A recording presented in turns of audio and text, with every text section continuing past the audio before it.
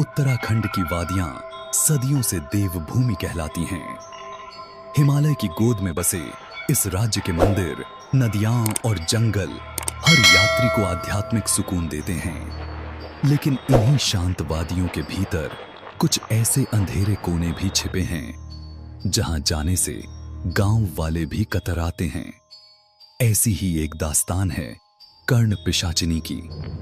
एक ऐसी आत्मा जो अधूरी इच्छाओं, विश्वासघात और शाप से जन्मी थी।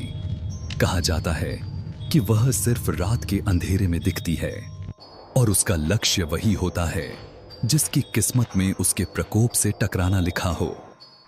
यह कहानी रुद्रप्रयाग जिले के पास बसे एक छोटे से गांव त्रिजुगी नारायण की है, जहां आज भी लोग उस जगह का नाम लेने से घबराते हैं। दिल्ली से आया अजय एक युवा लेखक था।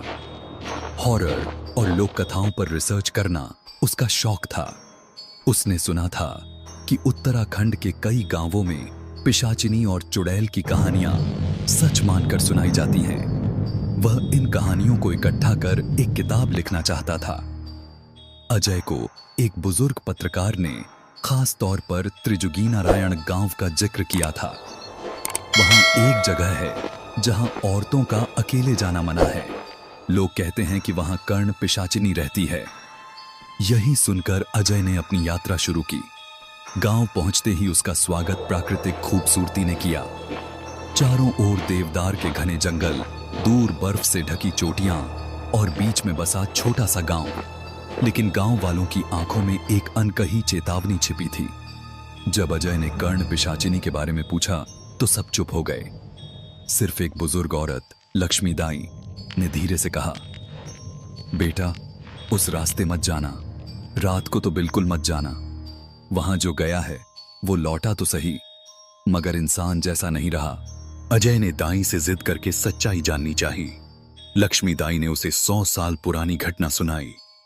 पहाड़ों में पहले डाकुओं का बड़ा खौफ था। एक शादी में बारात लूटने के लिए डाकुओं ने दुल्हन को अगवा कर लिया। दुल्हन सुंदर थी और गांव वालों के अनुसार उसके कानों में बहुत कीमती सोने के झुमके थे।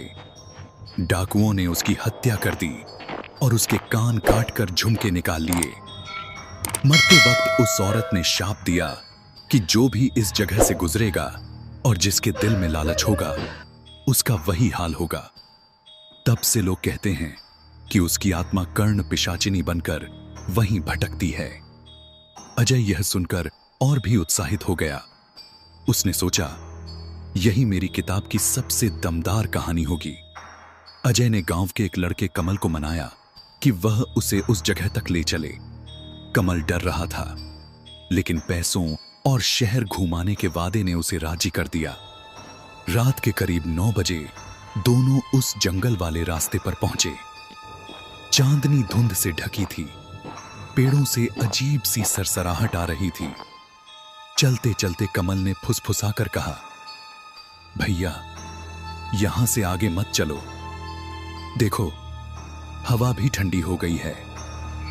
अजय ने टॉर्च निकाली और बोला, डरने की जरूरत नहीं, सब अंधविश्वास है।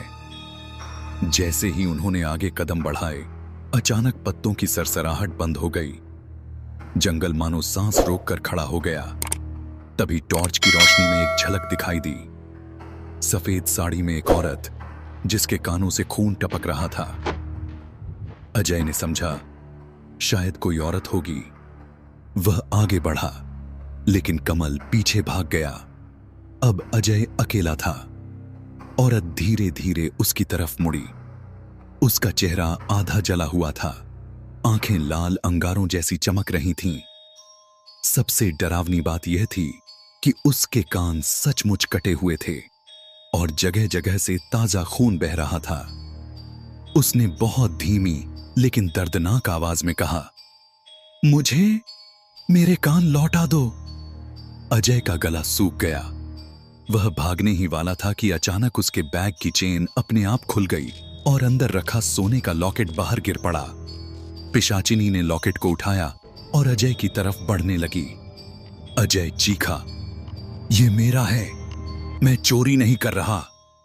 लेकिन उसकी आवाज पेड़ों से टकराकर खो गई।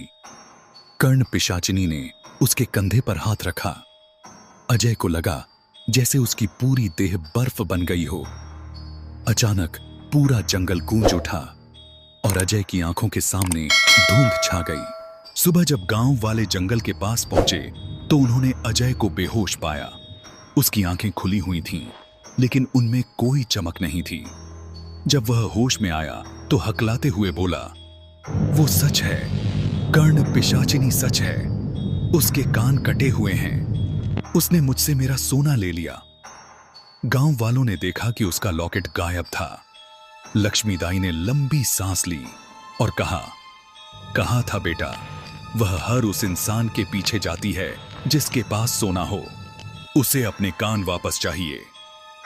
अजय ने अपनी किताब लिखी, लेकिन वह कहानी उसकी आखिरी रचना बनी, क्योंकि उसके बाद वह पागलपन की हालत में शहर लौट गया। दोस्तों, आज भी त्रिजुगी नारायण के उस जंगल से लोग रात में नहीं गुजरते। गांव वाले मानते हैं कि कर्ण पिशाचिनी अब भी अपने कटे हुए कान और सोना खोज रही है। दोस्तों, उत्तराखंड की इस किन्न पिशाचिनी की यह सच्ची कहानी आपको कैसी लगी, हमें कमेंट करके जरूर बताइए। और अगर आपको यह वीडियो पसंद आया हो तो इसे लाइक करें और हमारे चैनल को सब्सक्राइब करना न भूलें। कहते हैं, जिसने एक बार उसकी आंखों में देख लिया, उसकी नींदें हमेशा के लिए छिन जाती हैं।